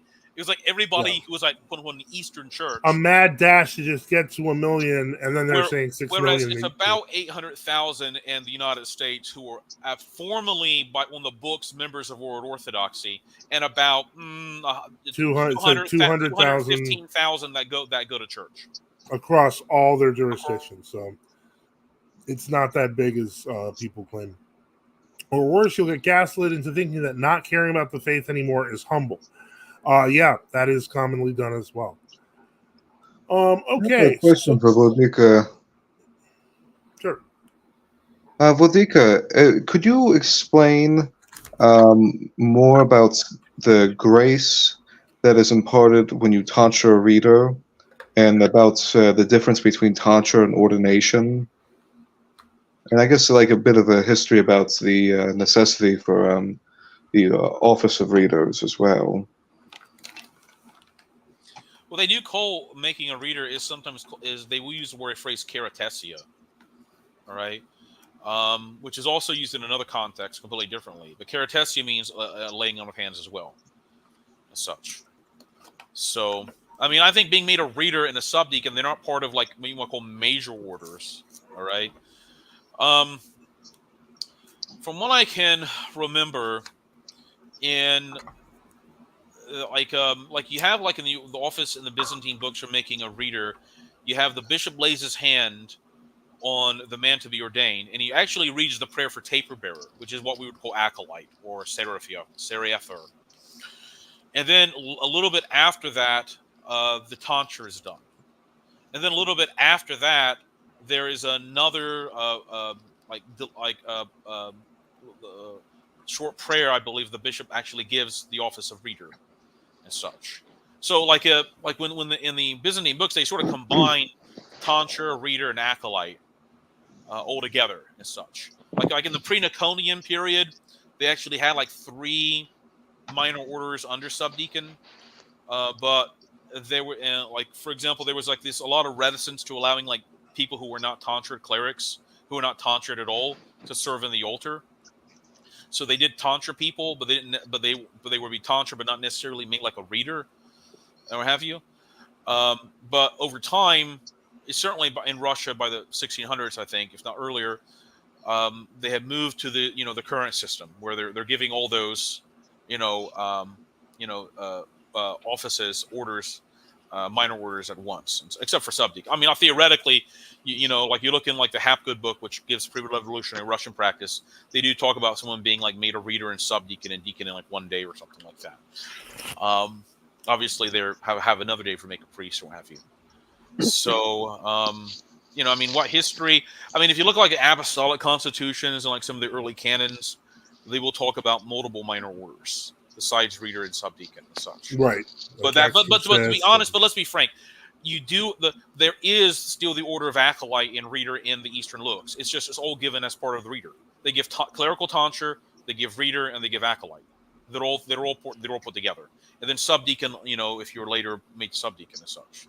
So, So Now, if you I did technical, what I think what he was asking was in terms of the difference in tonsuring and ordination itself, that there is a difference in their nature. Oh well, tonsuring, you're cutting the hair and you're admitting to the what we call the clerical order.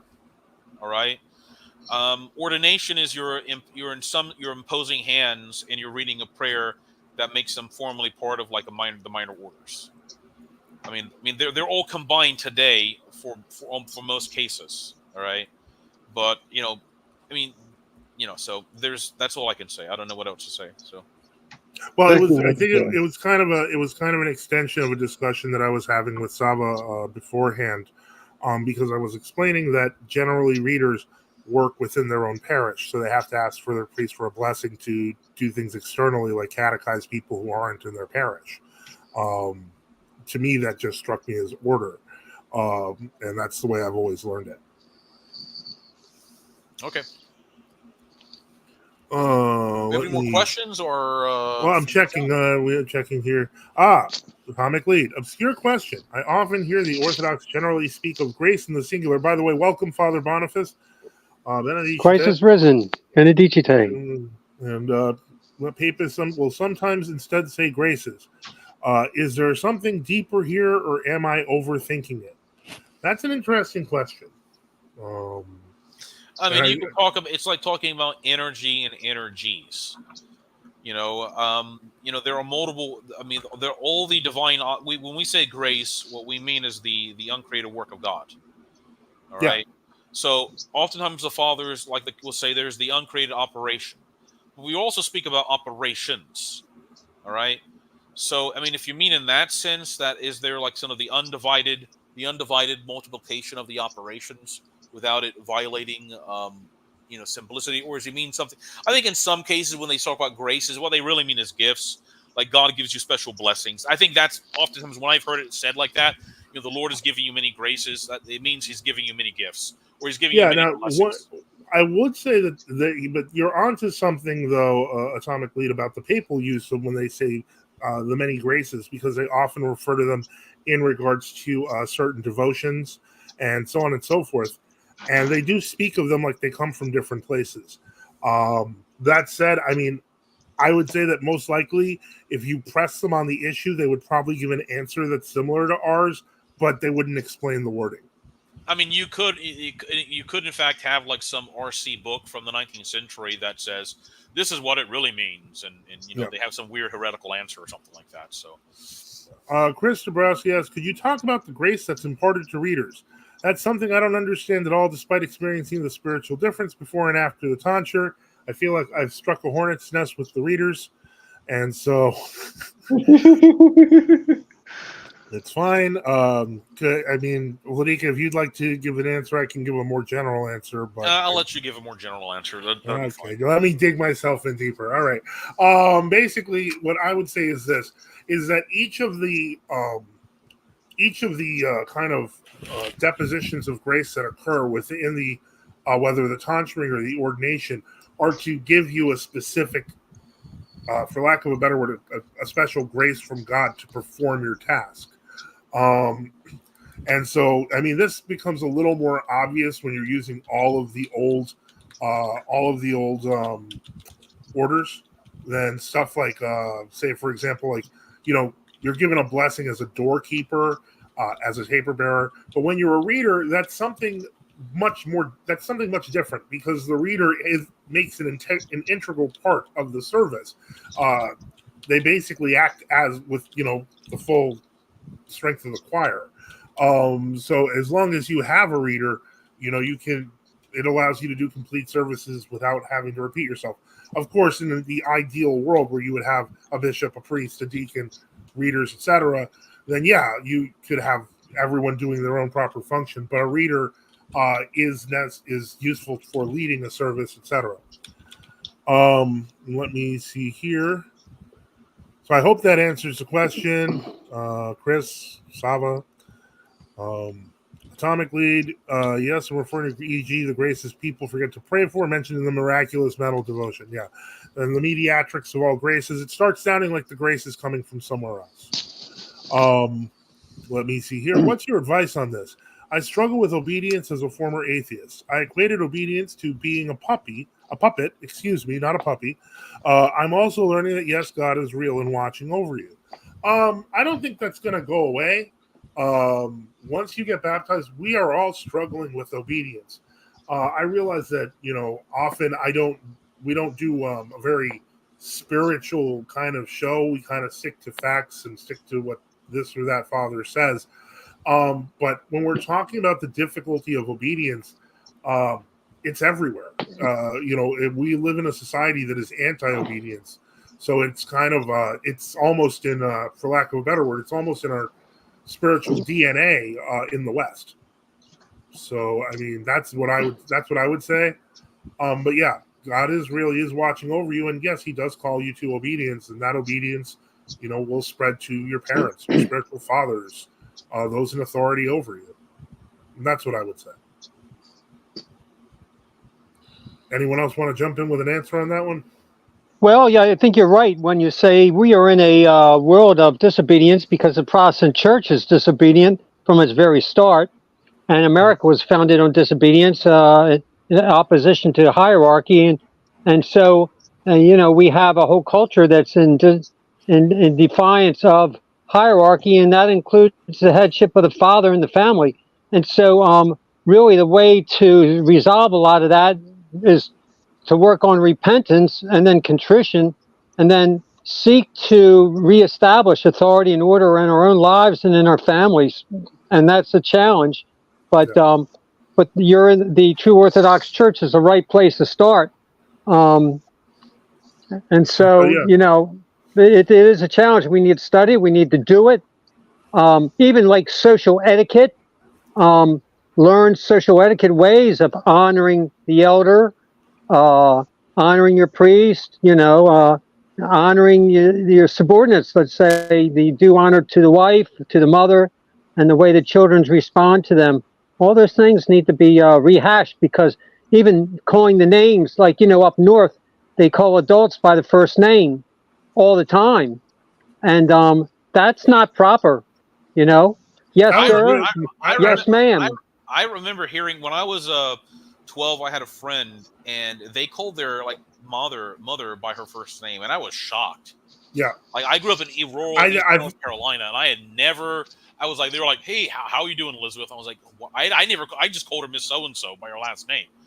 I would really say that it was definitely within the Gen X, the Generation X coming up, that change really started to occur, because I grew up, and I'm full on Yankee. I was born and raised in New York, but up until the first time somebody actually asked me to address them by their first, a parent asked me to address them by their first name, I think I was like 11 or 12.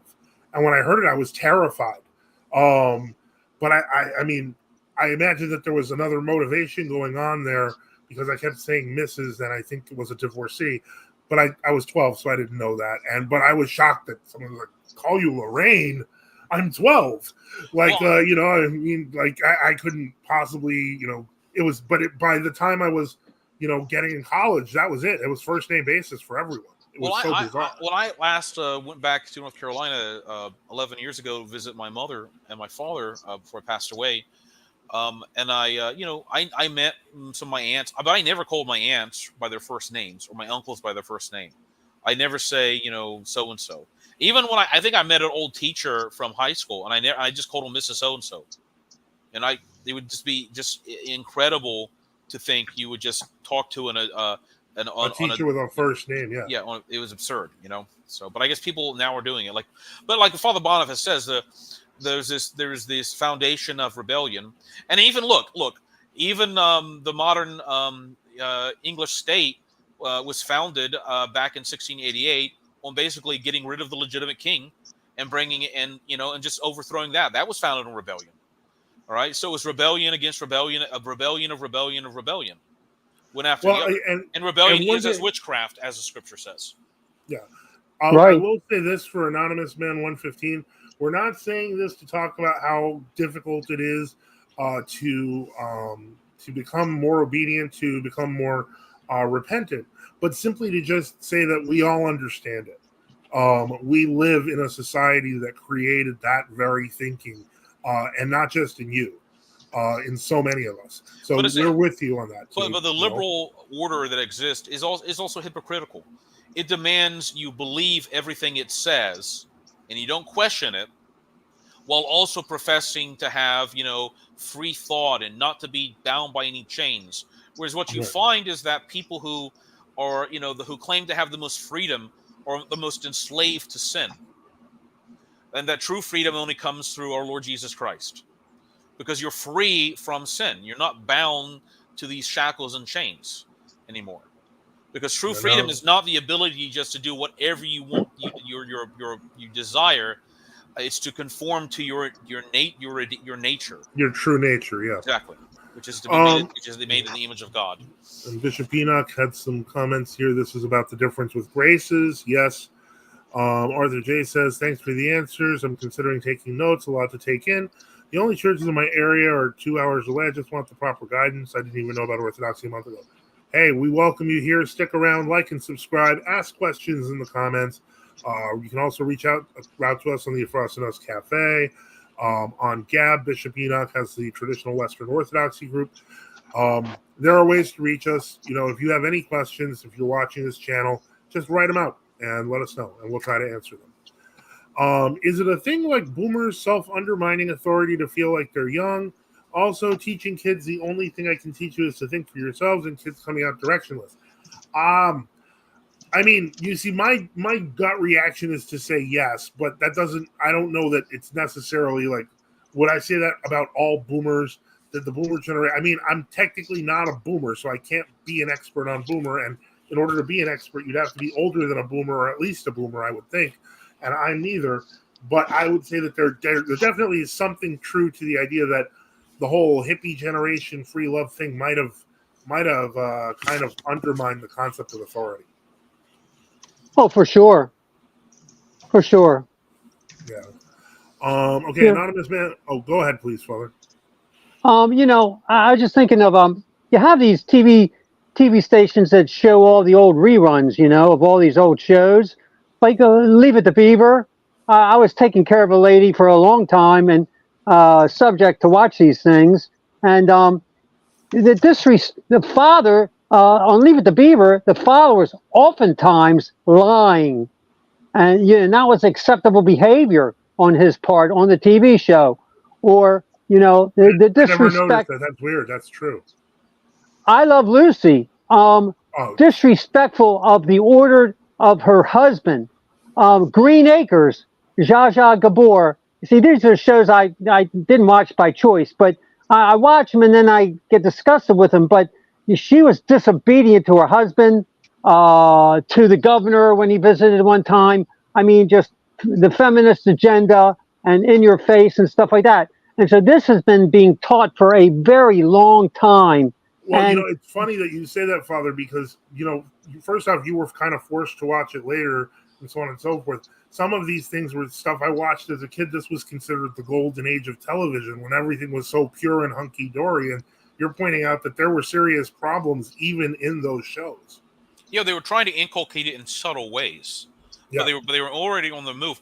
Remember, like, you look at the people. It was in the 1960s. It was really in the late 50s, but in the 60s that the abortion legalization movement prior to Roe v. Wade started. And the people voting in those elections, they were not boomers, by the way. Boomers were not even old enough to vote in 1960 in Arizona to legalize abortion or something like that. Those are people born in the 1920s. So you had some problems going on in society back in the so-called Roaring 20s, into the 30s, where people were given into this like gross immorality. And it seemed to me it just simply almost got much worse in the 60s. Because look, the so-called greatest generation that fought in World War II are the same generation of people that voted in Virginia legislature in the 60s and North Carolina in 67 to legalize abortion. I mean, there's something seriously wrong with those people. All right. Whereas I remember, you look in Massachusetts in like 1960s. There was this attempt in like 65 or 67 to introduce like abortion legalization in Massachusetts, and it never.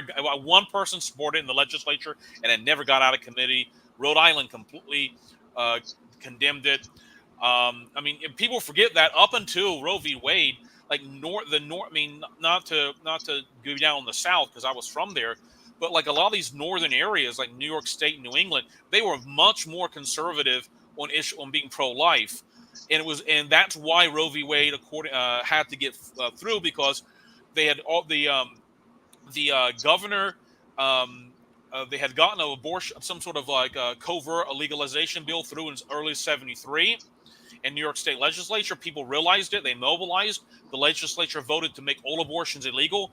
The Republican liberal Rockefeller basically vetoed it, and they knew the state legislature, when it reconvened in the summer, was going to overturn that veto. That's how much support they had against it, and the abortionists realized that if New York State is lost, then the rest of the nation is going to be lost to their abortion cause. All right. So I think we have to take that into account.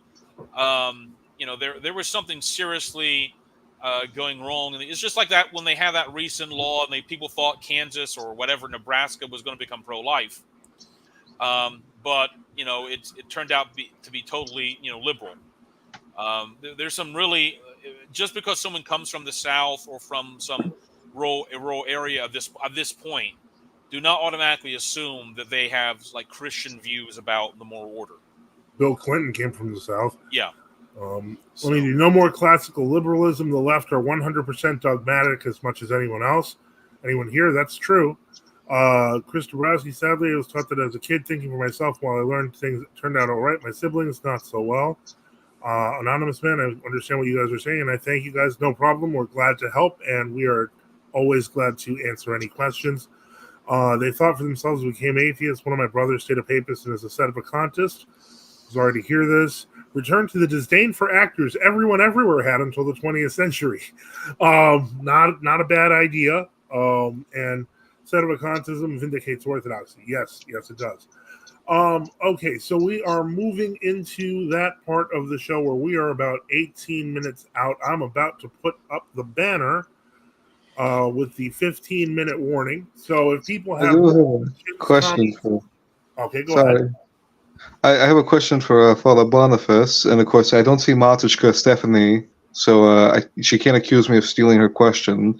What is for supper tonight, Father Boniface? Oh my. Well, pretty much the usual. Hamburger with onions, little bit tomato sauce, and then some of I'm making pancakes now out of sorghum and flax flour. 1 cup, let's say 1 cup of sorghum and 1 cup of flax, and they're great. I love them, and not bad for a guy who can't eat wheat. I mean, I can't complain. So that's it, with some strict soda water or a little bit of juice in the soda water, and I'm surviving. I'm surviving. Glory to God. Yeah, Yeah. Again, anyone who wants to, who has a question, you were caught. You're still caught. You got caught, Sava. Sorry, too bad. All right. And then, as always, we do always ask for support if possible. Support us by subscribing or donating at nft.net, on Give, Send, Go, or on Odyssey. We are coming up on a very big milestone anniversary. I could not have done any of this without all of you, of what we have been accomplishing here, and glory to God for that. We're at that 15-minute warning. What that means is when that screen goes down, basically, and that will be at approximately, it looks like it's going to be around 10:25. No more questions, and we close it all up so that we can take a look at all the comments and questions that we have. Let me see here. Okay, that's just Sava reacting too much to Stephanie. Bishop Enoch wrote, Daniel K. Williams wrote a great book on the pro-life movement, Roe v. Wade. I'd actually discussed this with Father Joseph. Once the sedevacantists admit the possibility of noticing doctrinal about faces, orthodoxy wins. Yeah, that's absolutely true. The entire veneer of Rome's infallibility just falls apart. It's not real. Yep, Sava did get caught with his hand in the cookie jar. Well done. Is there a Latin Mass in Western Rite Orthodoxy? an interesting question. We're talking about Western Rite True Orthodoxy here, of course, not the Roman Catholic and Anglican services of the AWRV or RWRV. From my understanding, based on what I've seen of our synod's text, the answer is yes. There isn't I think there is a missal book in Latin, but it's kind of a base text based off of the pre-schism services affected by the Tridentine. I mean, I've done. I've never done. I have celebrated the Orthodox Mass in Latin.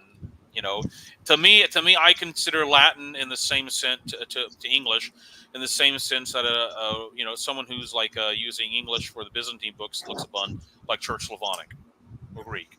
That you're probably, if you want to study your own liturgical books really, really super in depth, you're going to have some knowledge. Need to know Latin. And you might not have objection to using a little bit of it, but on a regular basis, there's really not a big need to do it.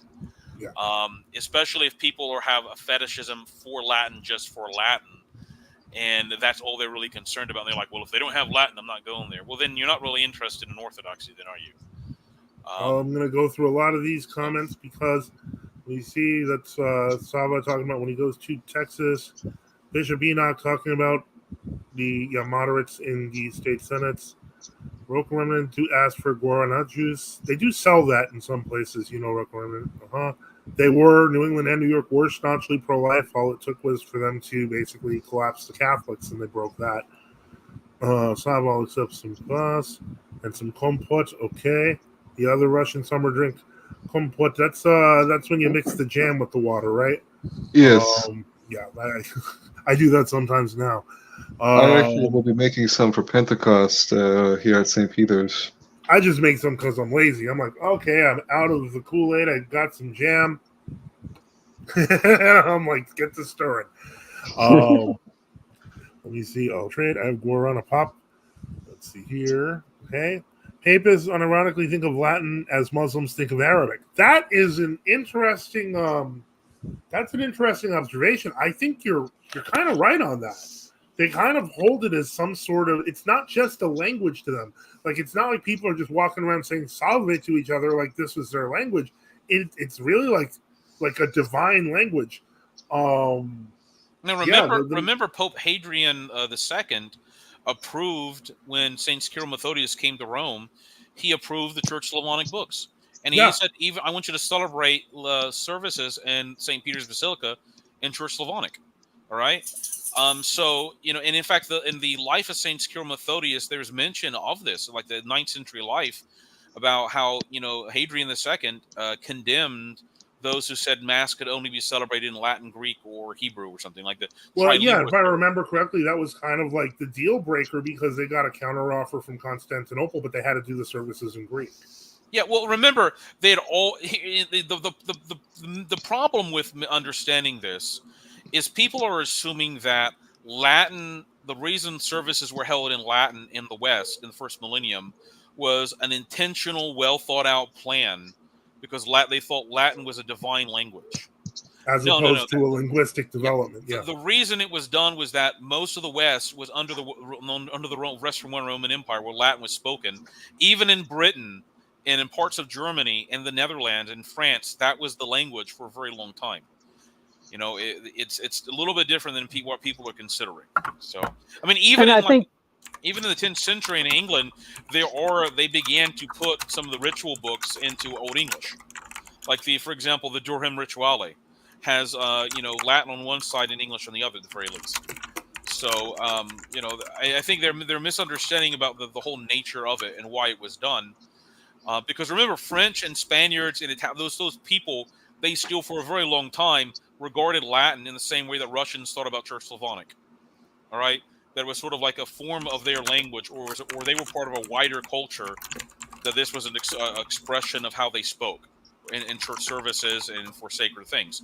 But they didn't conceive of it in the sense of if you don't use this language, then you can't have valid sacraments or something crazy like that.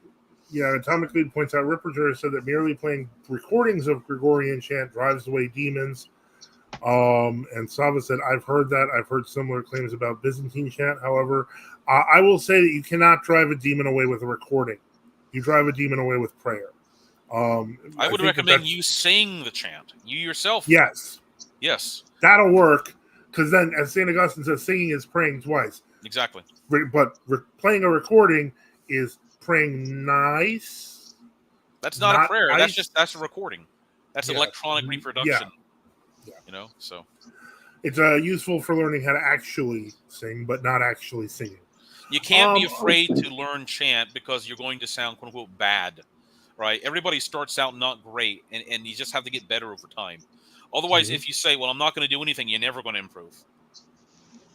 And you have to do in order for change to happen. I mean, in fact, that's the problem. From if you read various texts about Roman Catholicism, why they could never sing, and why everything just one of the reasons everything fell apart is they emphasized nobody was to sing. All right, so. Well, yeah, Rome had the clergy rise up as a class over the people, and they wanted that power and control over the people. Basically, keep them ignorant, to keep them down and submissive, and so that's the way they've operated. That all backfired. I mean, here you have to treat people as, like St. John Chrysostom said, rational sheep. All right. Mm-hmm. And people they should be obedient in the proper spheres. That's true. I mean, obviously, if the priest says, "I want you to do evil," that's not obedience. If someone's telling you to do something evil, even if they're a person in authority, that's not a sphere in which you have obedience, because obedience to sin is not obedience to God. All right. So, but if you have this attitude where you say, "Don't say anything, shut up, and believe whatever I say, no matter what," well, then eventually you're going to breed a whole class of people who aren't rational sheep. They don't learn to read the scriptures and pray and know things for themselves and be in obedience to Christ. They're just following. Eventually, you're turning something into the proverbial cult. All right, and then all you have to do is someone comes along, they begin to challenge everything, and it all falls apart. That's 15th century, 16th century Europe. The papacy had fabricated material, and you know what their answer was? Just believe it because the Pope says it. Well, then the Isidorian decretals are exposed as a fraud, and it all it explodes. The whole European continent just explodes because one act of disobedience to the Church by the papacy was compounded over every century because they would not repent, and this resulted in a massive act of disobedience in the Reformation. So, right, it's heartbreaking. Yep.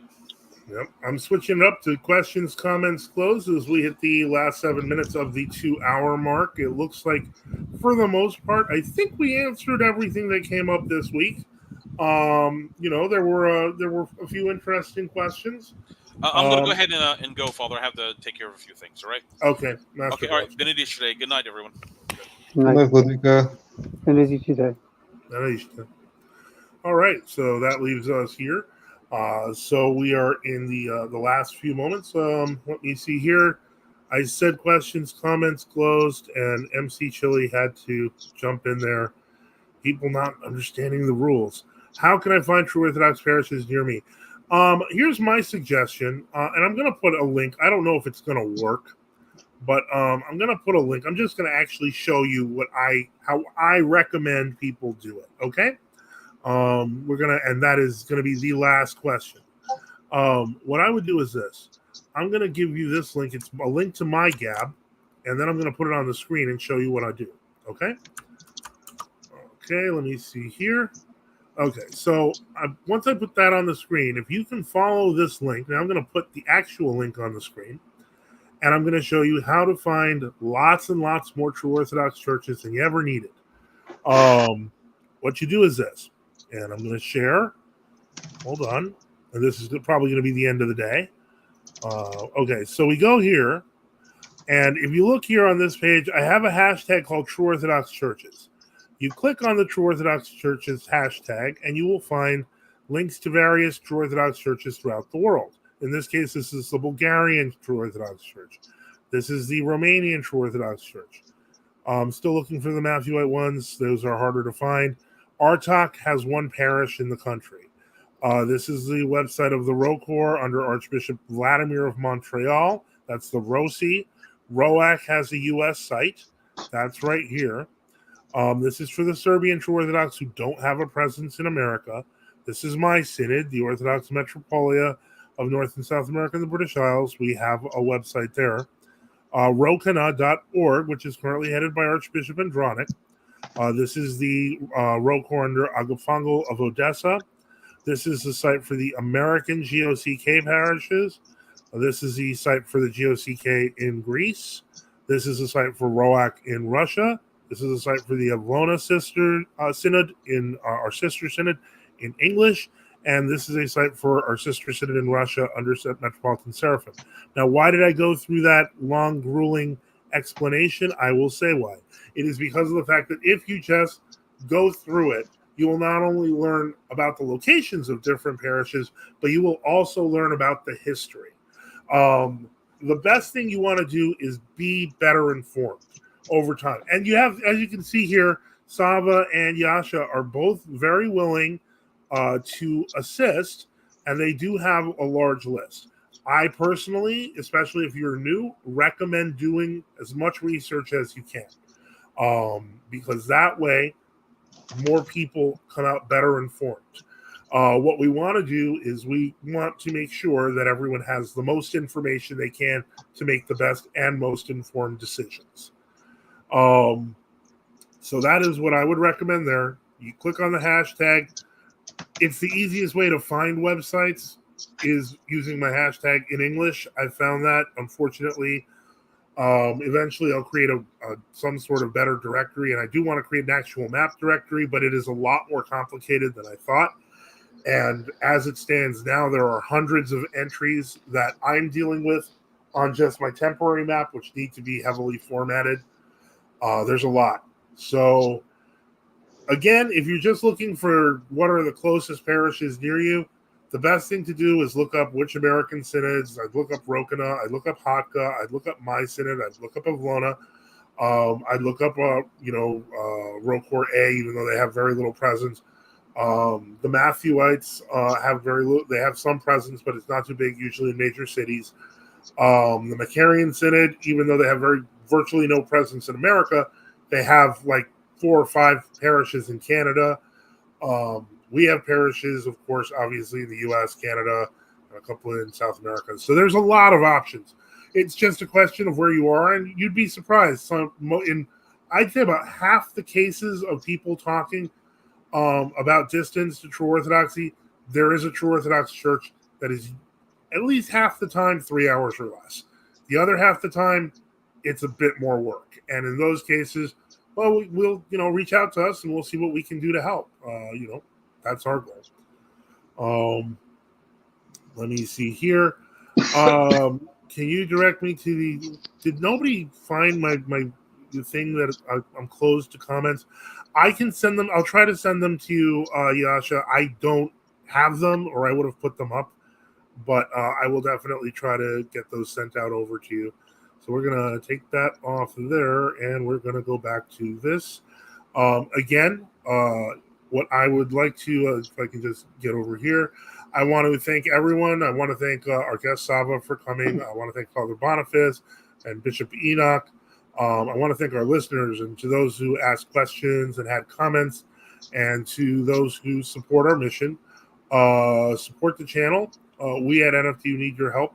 Support us by subscribing or donating at nftu.net, on GiveSendGo, or on Odyssey. And there's also multiple ways to help out on the nftu.net website. Also, next week, hopefully, I will begin starting to offer incense for sale. And we remember all of you in our prayers here, and I want to thank you for all the support for NFTU. So, everyone, thank you for being here, and have a great night. And may God bless you.